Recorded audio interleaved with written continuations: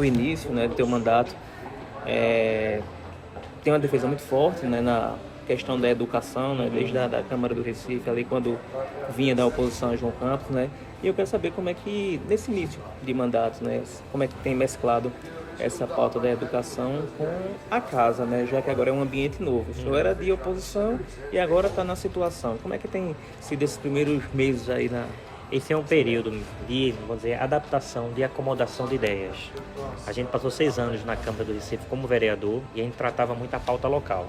Educação é uma pauta comum, tanto do município quanto do estado. O que é que muda? A geografia. A gente cuidava da educação base, agora a gente trata do ensino médio.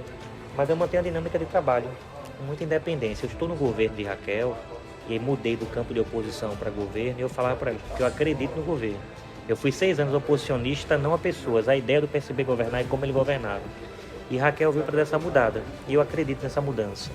Mas falava para ela, e as conversas que eu tenho, que eu não mudo a minha postura de ter a autonomia do meu mandato, a independência. Então, relação à educação, que sempre foi uma pauta que eu abracei. Continuo visitando as escolas. E aí a gente tem feito por região, fiz o Agreste, alguma região, Petrolina, no Sertão, região metropolitana. E vai numa escola, a gente aponta o que é bom, ressalta, e o que tiver ruim a gente procura melhoria. Estando no governo, eu espero ter mais condições de ajudar quando era oposição. É porque, de certa forma, o trabalho do parlamentar também acaba sendo fiscalização, né? É uma das funções. Então, É a mais importante, talvez. A gente vai legislar, mas legislar, gente, a gente tem lei para tudo hoje. E a fiscalização é importante porque essa autonomia do poder legislativo de verificar se o orçamento está sendo cumprido, de chegar na ponta da linha, ver se o serviço está sendo prestado. No final das contas, o cidadão, quando vai numa escola e matricula o filho dele, ele não quer saber quem é governo, quem é oposição, não. Ele quer que a escola funcione. E acho que o nosso papel é esse também, é dar condição, fiscalizar para que o poder público cumpra com a sua obrigação. Eu costumo falar que político não faz favor para ninguém, a gente cumpre com a nossa obrigação.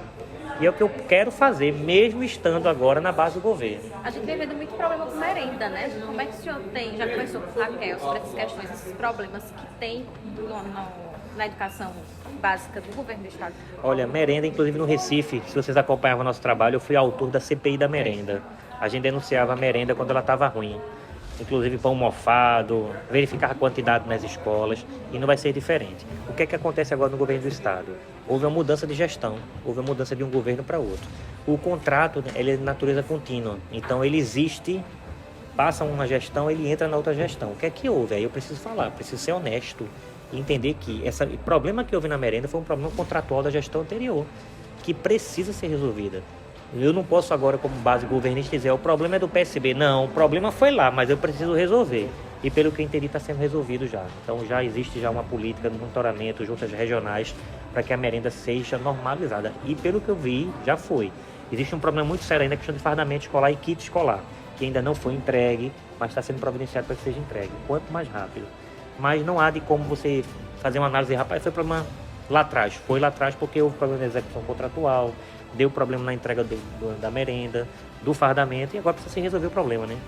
geralmente um governo, né, quando inicia, tanto a oposição quanto a situação, deixa para fazer uma avaliação nos 100 dias, né? E Raquel completou 100 dias, tem pouco tempo. Qual a sua avaliação aí desses primeiros? Eu falava aqui na LEP, são 100 dias onde ela precisou colocar a casa em ordem. Essa é a palavra, colocar a casa em ordem. Pernambuco é um estado muito complexo. A gente herdou, vamos dizer assim, o estado com o pior índice, né, de desemprego do Brasil, as piores estradas do Brasil, saúde, vocês acompanham aí, hospital, teto caindo. Renato, teve coisa boa? Teve, mas a gente tem mais problema para resolver do que coisas boas para ressaltar. Então quem chega diante desse novo cenário, primeiro tem que entender o que é o tamanho dessa casa, o recurso que eu tenho e onde é que eu vou investir. Então esses 100 primeiros dias de Raquel, eu entendi que ela governou para dentro mesmo, governou para colocar a casa em ordem. Economizou 250 milhões de custeio. O que é isso, Renato? 250 milhões que era gasto com combustível, com frota, com aluguel de espaço que não se utilizava, com contrato que não tinha nem para quê, nem porquê. Então houve essa economia e a partir daí houve-se um diagnóstico, foi feito um relatório, elaborado os problemas, o que é que está sendo paralisado e agora a gente começar a ter uma pauta de trabalho aí com um bom planejamento para começar a atacar os problemas. A prova disso é que ela agora mandou um projeto para cá, 3,4 bilhões de dinheiro, empréstimo, gente. Por quê? Porque tem que ter dinheiro.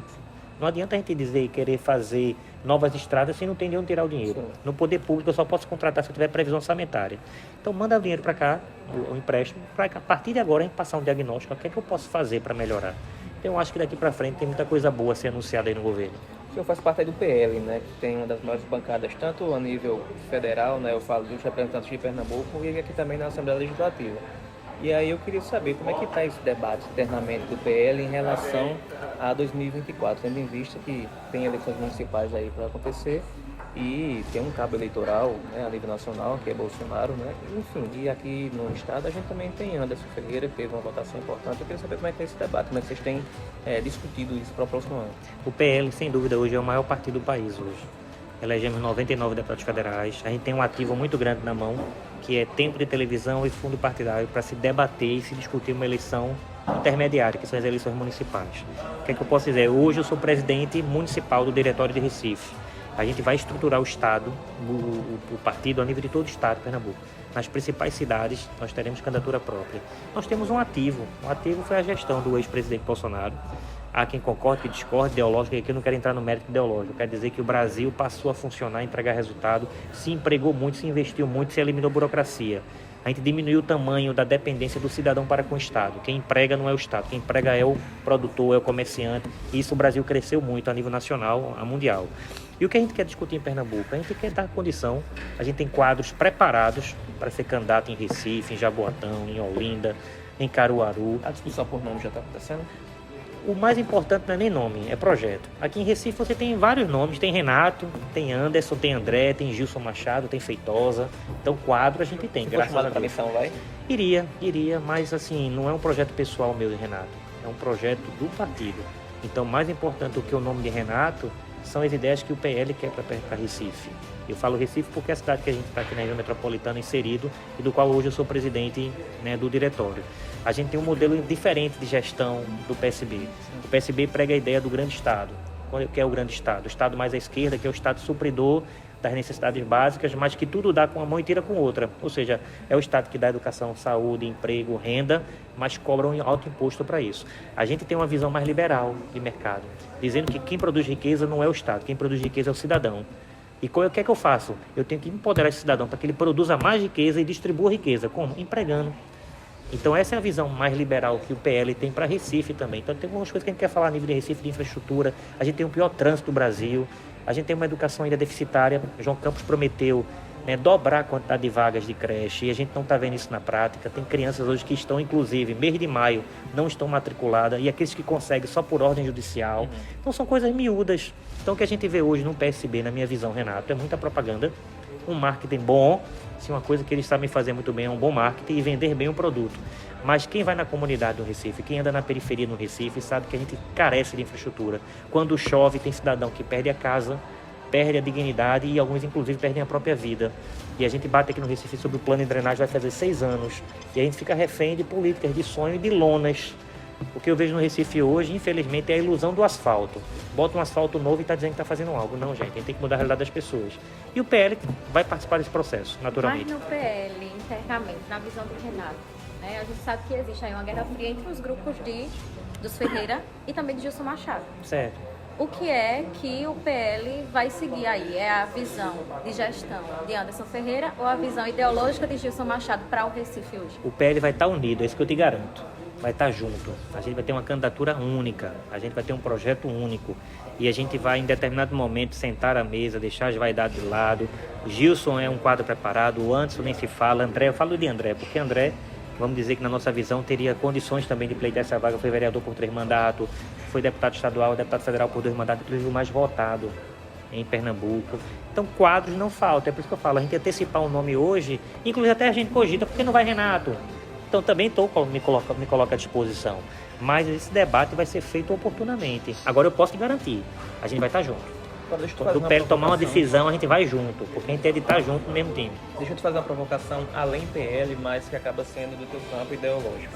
O PL tem alguns nomes, né, que vêm sendo cogitados, inclusive o seu, e também o PP, né, que tem discutido aí, enfim, tem comentado que Clarissa pode ser candidata à prefeitura do Recife.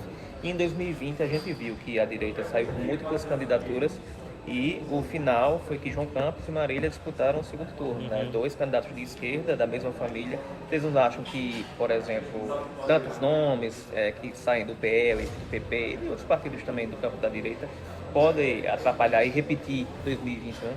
A gente não pode frustrar a vontade e o desejo de um partido político. Eu falo pelo PL. É legítimo o PP também se colocar à disposição para disputar a eleição. Mas isso, naturalmente, a gente não pode responder por eles. Agora, em um determinado momento, nós vamos chamar para conversar. E eu acho que também isso passa pela política nacional. Nós temos vamos dizer assim, um projeto para nacional, para a direita voltar, não digo ao poder, mas a governar o país. E para que isso aconteça, a gente precisa sentar, e eu acho que no momento oportuno isso vai ser feito, sabe? Conversar com o PP, conversar com o próprio PSDB de Raquel Lira, conversar com outros partidos, porque a gente tem João Campos, que nada sozinho hoje no Recife, infelizmente ou felizmente. A gente tem o campo da esquerda que não tem nenhum posicionamento, não sabe se Marília é candidato ou não é, mas a gente vai ter uma alternativa no campo de centro-direita para apresentar para Recife. Isso aí eu te garanto. E se o PP vier junto com a gente, ótimo. A gente pode até compor, por que não? A gente está falando que o PP e PL vai ter candidatura própria, mas numa construção, por que não a gente pode sentar com as outras forças e ter um quadro competitivo para que represente esse pensamento mais ideológico de centro-direita? Mas a pulverização aqui no estado ajudou, viu? Ano passado. Você foi muito feliz agora. 2020 foi um parâmetro. Atrapalhou, entre aspas, né? Mas 2022 a alternativa era essa. Né? A gente precisava, né, fatiar e levar um segundo turno. E foi o que aconteceu. Nós tivemos 5 candidaturas extremamente competitivas. Uma, devido à força da máquina, que foi o próprio PSB, mas uma candidatura que já nasceu morta. E você teria ali Raquel, Miguel, Anderson e Marília do campo de esquerda, candidaturas fortes e de fato o que aconteceu, né? Com Marília e com Raquel no segundo turno. Então pode dar certo, nada contra. O cenário ideal pra gente, falando de uma forma eleitoral, seria o campo da esquerda ter uma outra candidatura também. E tem Mendonça João. também, né? Mendonça também é um quadro excelente que pode também ajudar a cooperar, né? Só não tem partido, né? Que a União tá meio, né? Meio fracionada. Eu acho que não é que sentar à mesa, mas para discutir você precisa ter o partido. Sim, não se tem eleição majoritária ou proporcional se não tiver um partido. Eu acho que ali ele muda de partido. Total. Miguel é um quadro fantástico, preparado, inteligentíssimo, mas a capacidade de sentar no diálogo e não ter um partido para conversar. Não existe candidatura independente. Eu não sei nem se pode, a verdade é essa, viu? Porque pela legislação ele teve já, né, a eleição e reeleição, então ele não poderia. Eu até achei estranho essa notícia que vazou em blog aí, que ele seria candidato. Foi uma entrevista que ele deu. Foi entrevista que então não vejo possibilidade. Não. Tem mais alguma pergunta? Eu quero saber do interior, né? O PL hoje aqui no estado é comandado pelos Ferreira. Certo. Mas no interior a gente tem o deputado federal Fernando Rodolfo, que está fazendo aí um movimento nacional, puxando junto a Valdemar, dizendo, olha, eu vou ser candidato lá, vou ser candidato lá. Caruaru também está dentro desses planos do PL estadual aqui? Não tenha dúvida, qualquer grande cidade, Caruaru para mim é o centro, né? A gente fala que é a capital do Agreste, de fato é, porque é o centro político, comercial, cultural do Agreste, uma cidade importantíssima. E Fernando Rodolfo é um quadro do PL, né? É deputado federal por 2 mandatos. Nada mais natural do que ele se colocar à disposição. E eu não vejo nenhum problema do PL, né, discutir a sucessão em Caruaru, uma cidade importante. A gente é aliado do governo Raquel Lira, mas o PL tem vida orgânica, tem vida própria. Então a gente vai discutir a eleição em Recife, em Caruaru, em Olinda, falando. Alguns vamos encabeçar, outras vamos compor, outras, né, a gente vai construir. Buscar um apoio com certeza, de Raquel. não sei se possível, mas que Fernando Rodolfo é um quadro preparado, qualificado e que terá o apoio necessário que ele precisar para ser candidato, terá do partido. Isso aí da nacional e da estadual, não vejo nenhum problema. Se Raquel rachar com o Rodrigo, então... Não é rachar, Raquel tem que entender que ela governa Pernambuco. Isso aí tem que estar claro na visão de um gestor. Ela não é dona de Pernambuco, ela governa Pernambuco. Então ela tem uma cidade que ela tem todo o carinho do mundo e ela naturalmente fazer o seu sucessor, mas o PL também tem seus planos próprios, regionais, não só o PL, o PP, os outros partidos, da base dela. Então ela não vai poder misturar isso em determinado momento. Ela pode até tentar interferir, mas misturar as coisas não, porque a boa relação não permite esse tipo de relação subserviente. Isso é uma relação que dê condição para que os partidos aliados dela sobrevivam. É melhor um aliado vivo do que um aliado morto. E um aliado vivo se traduz em disputar a eleição e ganhar a eleição, principalmente nas cidades polo, e Caruaru é uma delas. Entrevista boa é assim, né? Que já pega as aspas.